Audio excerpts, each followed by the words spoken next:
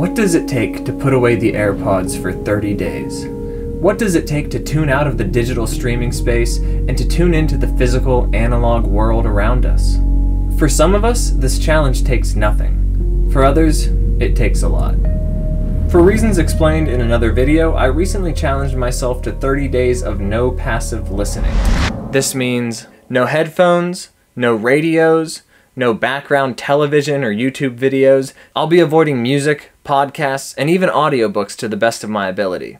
Unless I'm not doing anything else, just listening in isolation. The goal is to improve my mental clarity while becoming more engaged and aware of the present moment. It's to be fully engaged in my output while creating. It's to spend more time in a neutral place. I think that guy's onto something. I also think he needs a haircut. That's right, I ditched these and these for 30 days straight, and I think I learned a lot along the way. And to make this more organized, let's break it down in our usual fashion. Here's the top 5 takeaways. Here's what I learned from cutting down on audio content. Takeaway 1. It's all content. They say that beauty is in the eye of the beholder, but the beholder must first open their damn eyes in order to see it. In a way, having my ears constantly clogged with AirPods was an escape. It was a way for me to always have something for my mind to focus on. But I realized that I can't focus on multiple things at once. So in a way, this habit is preventing me from being fully engaged in the world around me. When I finally opened my ears to what my environment had to offer, my eyes soon followed.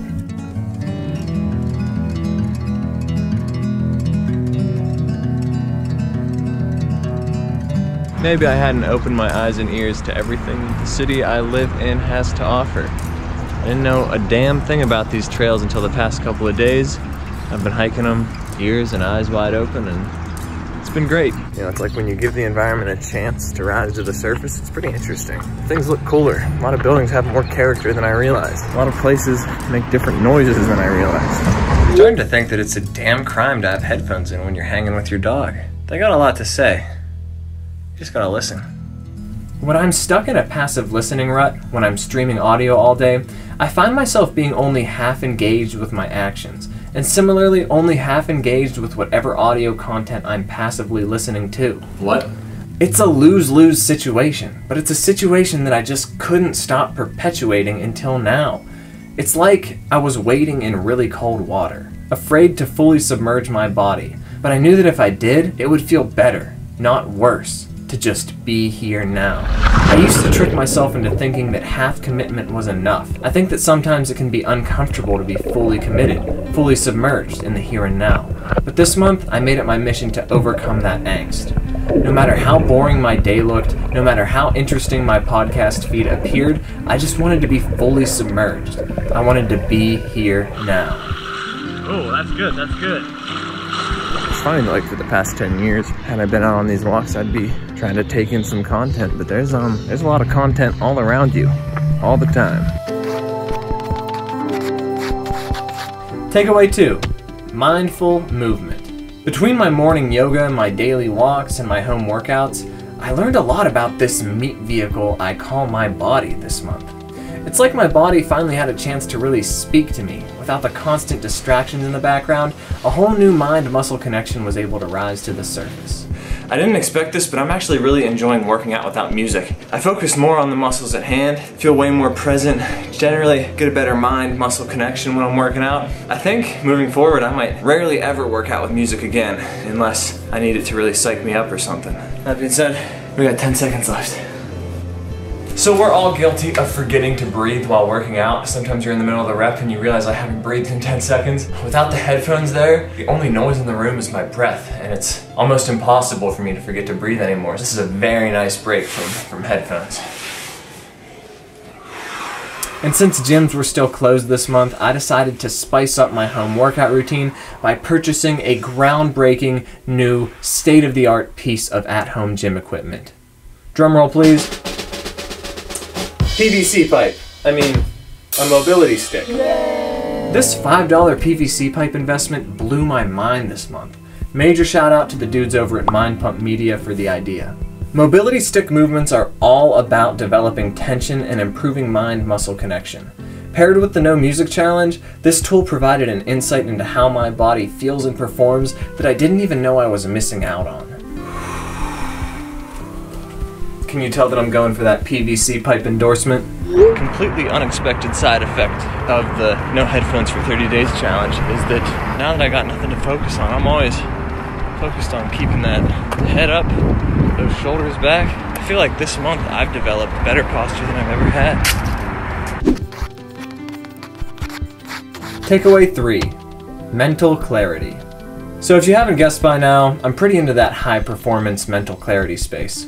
What I'm saying is, I listen to Tim Ferriss sometimes. In the past, I've used meditation as a tool to achieve higher states of mental clarity, but this month I realized a few things about myself and about my relationship to mindfulness.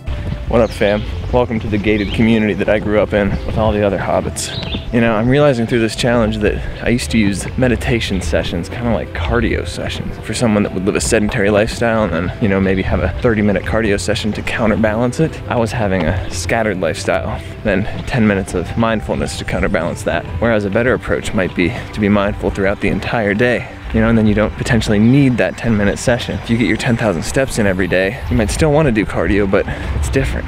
Taking the headphones out, it's kind of like getting the 10,000 steps in, for me. I'm the kind of person that has to get their thoughts and ideas on paper in order for them to make sense and become real. This month, I've found my journaling process to be much more focused and intentional than ever before. In fact, I noticed the same thing with my driving. So I think this challenge has officially turned me into the old man that I am destined to be, because I can't believe that everybody drives while listening to such loud music. And I used to be guilty of it too, but I just have so much more clarity and focus on the road without the audio distractions in the background. My mind could be elsewhere and my body's on the road, and other people's bodies are too. It seems like a good thing to drive in silence. That being said, I am about to make a 2-hour trek. And we'll see if I feel the same way at the end. It feels like the slowest month yet. It feels like time is moving a little bit slower. Sorry, Mabel's trying to play. And I'd say I'm like 10% more focused, 10% more present, definitely 10% better driver. And on top of this, it's making me look at other aspects of my life. Like, I haven't logged into my computer today, which is like a first in many, many, many days. And I'm also limiting my screen time in the social media apps. Like, I only allow Instagram open for 15 minutes a day and then it locks me out. It's interesting and it makes me make the most of my time online. But all of that being said, this is definitely still probably the hardest challenge yet. Takeaway 4, withdrawal. I cannot imagine how difficult it is to struggle with an actual physiological addiction. I'm jonesing for a podcast right now. I refreshed my feed today. I got a podcast on stability ball training, primal movement patterns, man. That is the stuff that I'm just jonesing for. One on this walk, I'm chewing gum. Just, you know, what do people do to cope? It's difficult out here. That's right, guys. This challenge, unlike any other challenge, had me straight jonesing. It wasn't so bad when the task at hand was engaging, like working or working out. But when the task at hand is really simple and mundane, like making the bed, folding my laundry, doing the dishes, these are all times when I have those intense cravings to just toss on a podcast or an audiobook and take in some info because my mind's really just on standby.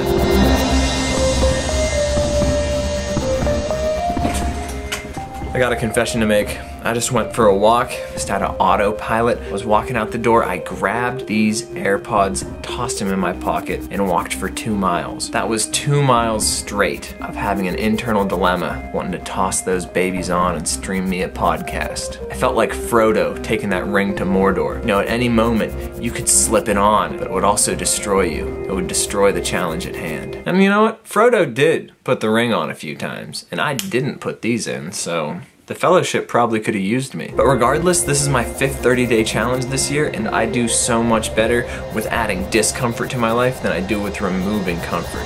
And that's the thing right there. I am so much better at adding discomfort to my life than I am at subtracting comfort. Like, I'll do crazy workouts, I'll take cold showers, I'll even go for a walk in the rain. It's not that bad to be outside in the rain. You know, it's bad for about 30 seconds, and then once you're in it, once you're, you know, covered, if you got a rain jacket on, you're fine.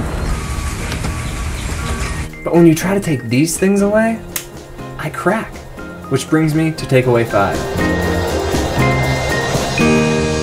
Takeaway 5. Guys, I think I failed. In the official challenge rules, you know, the rules that I totally just made up for this challenge, I said that I would allow myself to listen to an album or podcast in distractionless isolation. Towards the end of the challenge, I decided that I wanted to try this out, so I spent some evenings sitting down and trying to listen to a complete album or podcast in distractionless isolation. But to my own dismay, I still had a really hard time focusing solely on the audio content. For some reason, I would always be so inclined to quickly turn active listening into passive listening. I'm gonna be honest, guys.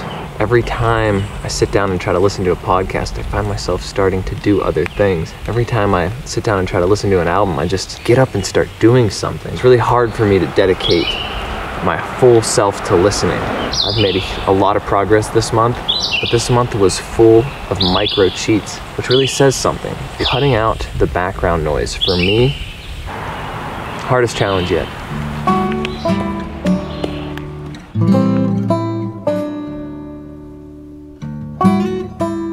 So it's now been a few weeks since reintroducing these and these back into my life, and I feel like I have a much better relationship with audio content as a whole. When I ran 1 mile a day every day for 30 days, I realized what a big impact momentum has on the rest of my day. An object in motion tends to stay in motion, unless acted upon by an external force. And I've noticed that when I start my day by taking action without putting these things on, I'm much more likely to stay fully submerged in that action, and positive, productive things are likely to come out of that day. However, I have noticed that when I do choose to start my days with a little passive listening, it's really easy for that to turn into a rabbit hole of audio that just flows with me throughout the entire day. And it's funny because I'm still productive in this space when I'm passively listening to content all day. I can still get everything on my to-do list done, but I notice that I'm not fully engaged with what I'm doing. I feel like there's a piece of me that isn't quite there. Similarly, I'm not fully engaged with the audio content that I'm trying to listen to. It's a lose-lose situation. So this is definitely an aspect of my life that I'm going to have to keep refining and working on as I learn and grow. And I'll keep you guys posted on any major updates and insights that I have as I continue to reevaluate my relationship with passive listening. But what do you think? Did you try this? Do you think I'm crazy? Let me know in the comments. Honestly, I just want to unpack this. I feel like this challenge is ending with a big question mark. But hey, some challenges will just have to end this way. And you can stay tuned with me and these challenges by subscribing to the channel on YouTube, and you can even go the extra mile and become part of the Challenge Club by supporting this project on Patreon. In fact, me and my patrons are trying out some much needed meditation this week. Thanks so much for tuning in, y'all. Until next time, I'm gonna try to use these things for good.